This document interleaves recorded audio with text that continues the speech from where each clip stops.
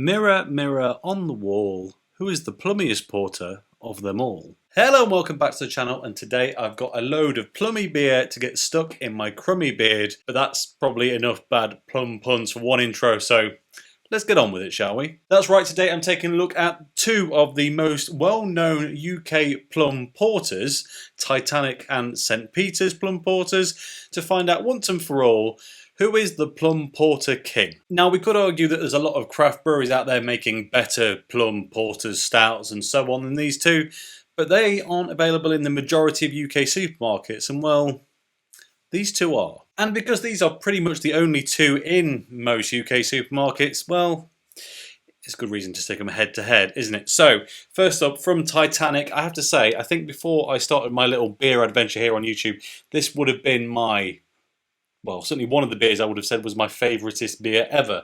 Things have changed recently. I've tried a few more things that have been very impressive, but it's still a solid favourite of mine. It's 4.9%, and it's from Stoke-on-Trent, which is relatively close to me. I could certainly get to their brewery pretty quickly if I wanted to. And then we've got St. Peter's Plum Porter, a 5% on the nose, so 0.1 stronger. These are down in Suffolk, and, well, there's not really a lot between them other than a few miles. So what we're going to do is just get these open, pour them into a couple of comparable glasses and find out who is the plummiest porter, but also, more importantly, which one should you actually buy. Plum Porter going into the Vocation glass. Plum Porter, Titanic's Plum Porter. It's all Plum Porter here today. And I must say, when I opened that, the aroma was fantastic. And the St. Peter's going into this little floral black isle glass.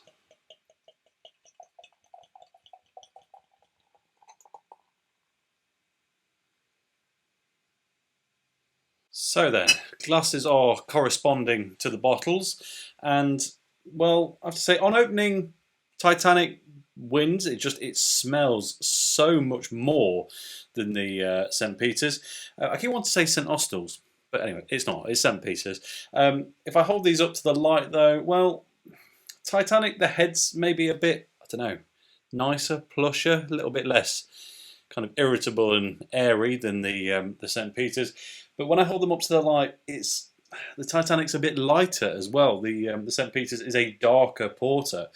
Not really a problem in porter terms. You're not expecting a completely jet black beer, but which it's not, to be fair. There is a tiny bit of light bleeding through, but there's definitely a whole lot more from Titanic there. So I guess it's time to test the aromas properly. Titanic is just big, sweet. It's got a proper, almost sweet shop confectionery. Yeah, just, oh, I mean, it almost smells like it's probably not very good for you in the fact that it smells so damn good. And then onto the St. Peter's. Oh, way more subtle actually. This one. It's the plum is there, but it's earthy. It's grounded. It's a bit docile, you might say, and there's a bit of a almost medicinal twang to it. You know, you can kind of get fruit in, well, medicine. It has that vibe. It's quite herbal almost in parts. So there we go. Now, the aroma was so dominant on the Titanic that if the same is true in the taste, then, well, Titanic is just going to dominate, and I'm not really ever going to know what the St. Peter's tastes like. So we're going to try this one first. Let's give it a go, I guess. Cheers, everyone. Happy Plum Porter Day, as I've decided it now is. Okay. It's good. It's very good. It's quite subtle still. It's definitely there. I mean, you wouldn't taste this and go, I can't taste any plum, any fruit, anything, but that slightly more earthy, maybe that as a result of the darker malt, keeps going through. And you start to get, again, a few herbal notes like you did on the aroma. It even seems to have some sort of a menthol quality about it. It does seem to, that medicinal thing seems to be clearing my airways a little bit with that sweet plum finish. And as you get towards the back of this beer, there is a creaminess, a sweetness to the body that comes in. And although it's distinctly still plum flavoured, it starts to get a bit of a strawberries and cream kind of experience about it, which is, well, definitely not unpleasant, shall we say. Right then, onto the Titanic. I was about to say it's time to sink the Titanic, but that seems maybe the wrong choice of words. But anyway, let's get on with it, shall we? Cheers. Interestingly, these beers the same style, to the same flavour point one of an ABV between them. Incredibly, incredibly close by any metric really, other than experience. And where the St. Peter's lacks a bit, it's a bit upfront. It's not very strong on the plum. It's a bit docile, a bit earthy, a bit thin perhaps. The Titanic is the opposite. But the same is true for when the St. Peter's gets good at the end. Well, the Titanic is a bit the opposite. And what do I mean by that? Well, the head on it, the mouthfeel, the texture, absolutely top tier. As soon as you start sipping away, you're like, yes, this is supreme beer. And then you get a big hit of sweet but slightly sour, lip-smacking kind of plum. It's real, it's intense, it's a bit too real, if you know what I mean. It's still got that kind of almost sweet shop candidness about it, but it dries your mouth out slightly and just wants you going back and back for some more. However, though, that sourness mixed in with, I guess, traditional porter bitter elements towards the back end of the beer, they're a bit harsh, if I'm honest. It's not unpleasant properly, but certainly not necessarily what you'd call balanced either. And that lingering aftertaste is, yeah, something a little bit sour. It's not sour beer sour, as in the modern sour beer style, but it's maybe a little bit more sour than I remember always hoping for from a plum porter. Just going to revisit the St. Peter's for a moment, because I always kind of in my mind had this nailed down as the inferior for some reason. I just never got on with it quite as well. And yeah, up front, still thin, still clashy, still a bit bland, almost earthy, kind of spice, dried leaf, I guess tobacco kind of notes. It's that kind of, yeah, it's a tobacco note, something you often get in whiskey, and I'm not sure if I like them that much. And in this, well, does have a bit of that about it at the front. But like I said, the aftertaste and on the swallow, it kind of smooths out. A bit of sweet, almost vanilla cream comes in.